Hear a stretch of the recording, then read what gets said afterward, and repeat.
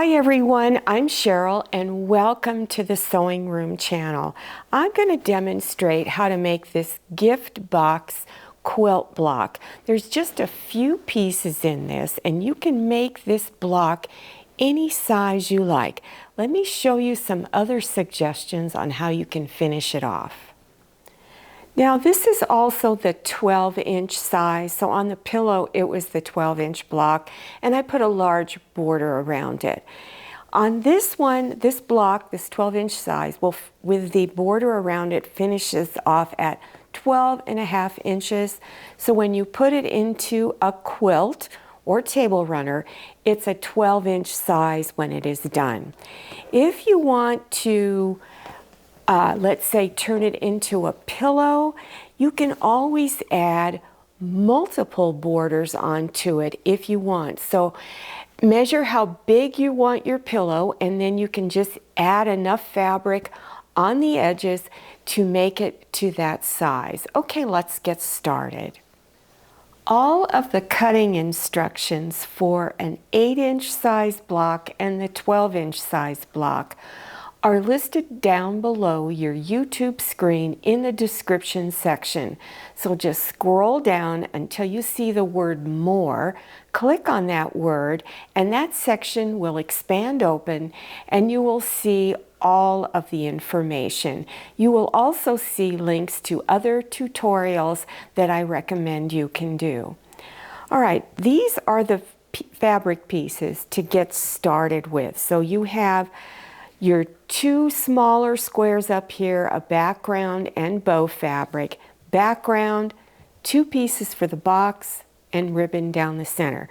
We're going to start with the half square triangles. Now I'm going to draw lines on two of the squares, and I chose the background fabric because it is a lighter color and I will be able to see my drawn line. If your fabric is real dark, you may not see your drawn line. So you're going to draw a line from corner to corner on both of your background squares for the bow.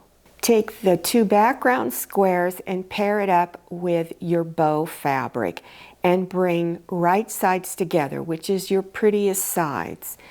And then on that drawn line, you're going to stitch as close to it. Try not to go too far on either side of it, otherwise it won't come out to the correct size. Then after stitching, you're making two of these. Then you're just going to go ahead and leave about a 1/4 inch seam and cut those corners off. So now press the pieces, the seams on both pieces. On one of them, you're going to have the dark fabric on top, which in my case is my bow fabric. I'm going to lift it up and bend it towards the seam. So I want that seam to be pressed towards the darkest fabric and press it. Now take the other one, have the lightest fabric on top, and you're going to press this seam towards that, you're going to press this side towards the seam. And like this. And press. Now place them like this.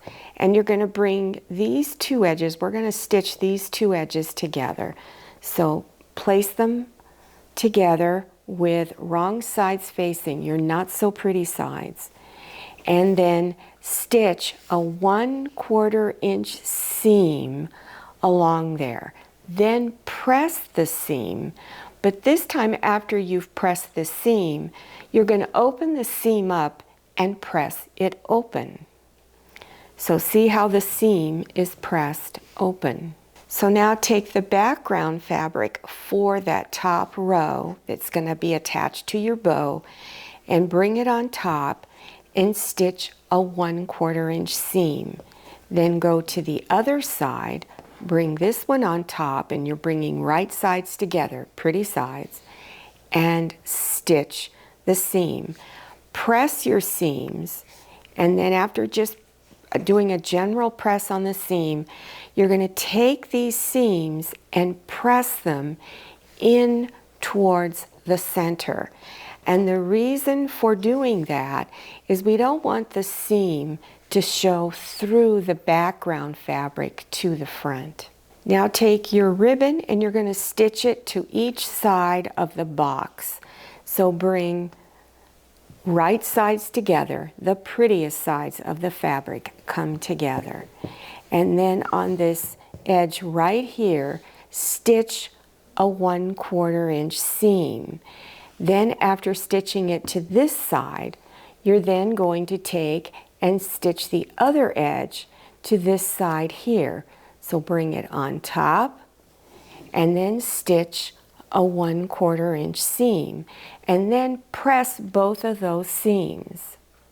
So here's what it looks like on the front side, and then here's what it looks like on the underside. And you can see that the seams are pressed towards each other. Take your top section and the box section and you're going to stitch the two pieces together and line it up along the top edge.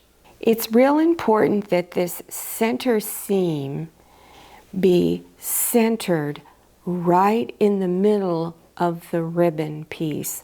So I recommend once you have it all lined up that you pin it in place so that while you're stitching, the fabric will not shift. And you're going to do a 1/4 inch seam. So this is what it looks like on the front side. And I'm going to turn it over so you can see the back. And this is what it looks like on the back side. Now your final step is to stitch the outside background fabric on it. So you're going to start on the two sides and lay them along the edge. And it's always a good idea to pin it so that the fabric doesn't move when you're stitching, and stitch a 1/4 inch seam, and then go to this side and stitch a 1/4 inch seam. Then press your seams. Then after pressing it, you're going to open it up and press the seam going towards the box fabric. Then after you've stitched and pressed these two, then take your last two pieces, place them on the last two remaining edges and stitch a 1/4 inch seam, and then do this edge stitching a 1/4 inch seam. And this is what it looks like when it's all done. I'm going to turn it over so you can see the back, and here it is on the back. Now on all of the background fabric on the outside, you'll notice that the seam is pressed on the two sides going in this way. But the seam at the top is pressed going towards the top border strip. And that's because there's so much stitching down in here, it would be too bulky. It won't lay very flat. But the piece at the bottom is pressed towards the box fabric. So I'm going to turn it back over. So you can see this one seam does show through the fabric, but it's going to show no matter which direction you're going to press it in. So it's easier and will lay flatter if you press it away from the bow, but down here press it towards the box. So this is the block size we just finished. This is the 8-inch block. This is the 12-inch block.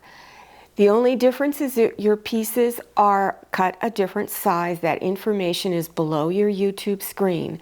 But the process of stitching everything for either block is exactly the same.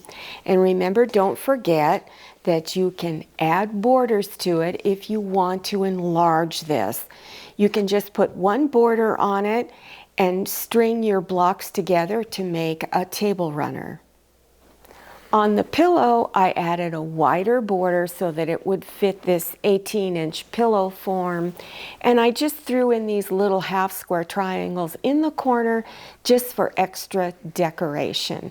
Don't forget, all of the information you need to complete the blocks are listed below your YouTube screen. So make sure you scroll down click on the word more and that section will expand open. Also, look at the other links down there. There's a lot of exciting and fun projects that you can also do that relate to what we're doing. And then don't forget to follow me on Instagram and make sure you go and check out my Facebook page. Thank you so much for watching. I'll see you next time, and happy sewing. If you like the Sewing Room channel, one of the best ways to show your support is to subscribe by clicking on that red subscribe button and give this video a thumbs up. And don't forget to click on share to share this video with your friends. And make sure you click on the bell so you receive notifications for all my new videos.